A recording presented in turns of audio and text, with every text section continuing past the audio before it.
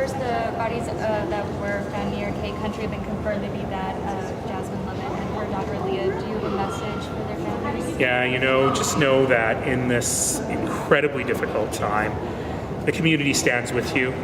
You live in a community where people understand what you've been through and will look after you in this time of this horrible tragedy. And please reach out. You're not going through this alone. And I want to say a special thank you to my colleagues at the Calgary Police Service and to the other first responders. This is tough. Even for grizzled police officers who deal with awful things all the time, this is something you never want to deal with. And again, I'm deeply grateful that we live in a community where we've got folks who look after us at the best of times, but who are there for us at the worst of times. If we head over to Stoney Trail, there have been 2 major accidents in 2 days. One vehicle ends up in a retention pond and the other hits an abutment, and there were some first responders on scene saying it was lucky the truck hit the abutment and didn't go into the other lane in traffic. Do you feel like there's a need for more guardrails on Stoney Trail, even though it's a provincial responsibility? Well, as you know, Stoney Trail is provincial, not a city road, so the province is ultimately responsible for the safety features on that road. That said, we live in a world of constant improvement.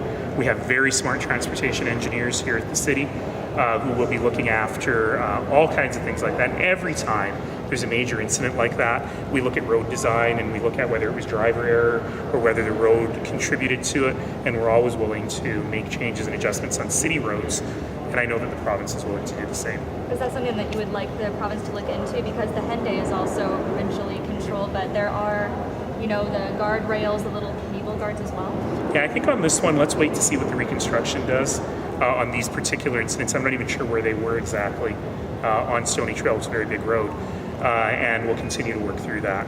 But I'll say to everybody, regardless of these particular incidents, yes, the snow maybe is finally gone, but it certainly means that we have to continue to drive with care and caution.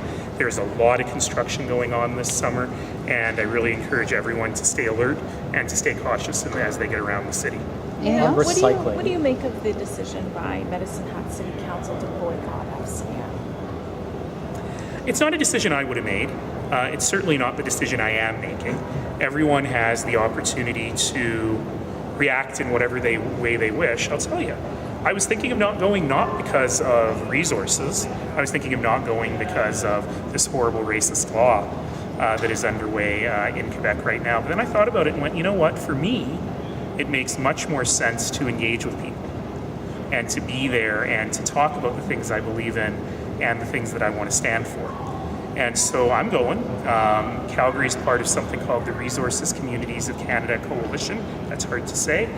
And we're actually using that as an opportunity to engage with municipal politicians across the country on important resource issues. In fact, I'll be sitting on a panel during the FCM, and I always think the dialogue is better than taking your puck and going home. So more voices would it not be helpful in an environment like that?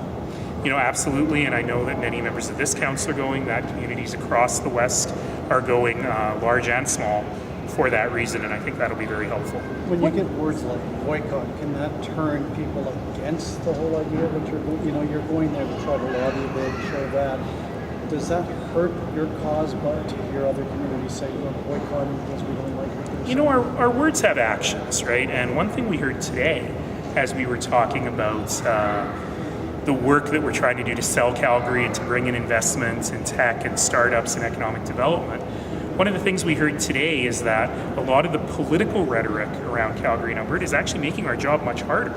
People are going to, I want to go live in a place where people are just angry all the time. And of course, people aren't angry all the time here, but it's important for us to recognize that the things we do and the things we say actually have huge impact.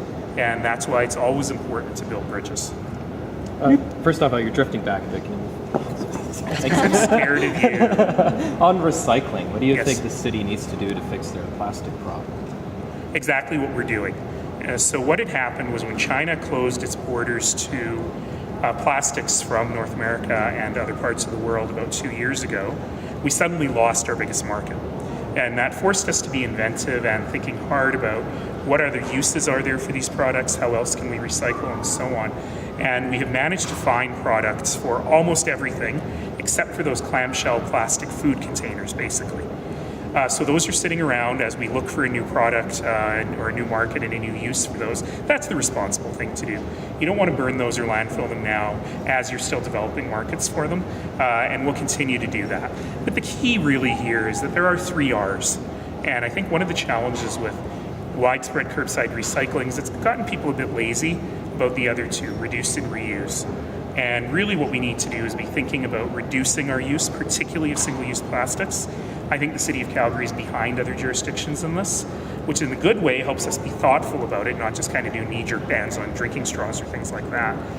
But I think we really do need to think hard about how to reduce our overall packaging use. And in particular, it's time to move on extended producer responsibility, something that exists in most parts of Canada, but allows manufacturers to take on the cost of the recycling their packaging rather than us have to do it in the utility bill. I'm not sure if you saw the Premier Kenny's announcement about the Blue Ribbon panel today. Yes, I did. Okay, so first off, what's kind of your general reaction to that? And also, he said they wouldn't have the firm tax structure for the province until 2021. Is that too late in your mind? I think I'm very pleased, first of all, at the creation of this panel. I think Janice McKinnon, I only know her from media, but man, she's smart. And so it's great that they've got someone with that mental caliber and non-partisan coming in to look at that. I think it makes sense. I'm not sure this commission is going to learn anything that we don't already know, which is fundamentally we've got to get off of royalty revenues. We've got to get off our dependence on non-renewable resources. We do have to look at the revenue side of the equation as well as the cost side of the equation. So I could probably help them write that report without doing any research, but it's good we're doing it. And also I appreciate the fact that the new government is saying, look, we want to move fast, we want to do things quickly, but when we're looking at real structural changes to the economy, they got to be right. And so right is better than fast. Can we do, Mayor? Mayor? Public art is going up in England. What's the future of public art in Calgary? Well, we have a few projects in public art that are continuing from the previous program, including this one. I haven't seen it yet, but I've seen renderings. It's actually very cool. It takes traditional art form of a statue, but subverts it a little bit and really talks about community in a different way. So I look forward to seeing it when it's up. And of course, we have a moratorium at the moment on new public artworks as we develop a new mechanism.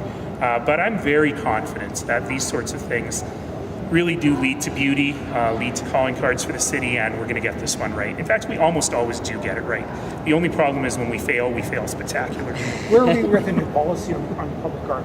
I understand that moratorium is going to continue for another several months. The policy is pretty much in place, but some of the things around implementation are yet to come back, and they'll be coming back to council in the upcoming months. Shall we do Mayor for a day? Is there a place for public art in the budget? Absolutely. Look, when you're building the 12th Street Bridge, that's a multi-mega million-dollar piece.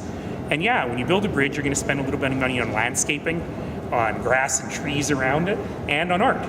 That's really just part of the whole project as far as I'm concerned. And spending 1% to make something beautiful, it's well worth it. What went wrong with the last? Well, as I say, when we fail spectacularly. And I think that on the we've had hundreds of public art pieces that are not in any way controversial, and 2 that kind of are. And I didn't like either of them very much. But again, beauty's in the art of the beholder. What we need to do though is make sure that people can actually interact and see the art. And I'm not a big fan of giant pieces of art next to a road that you can only speed by and not walk up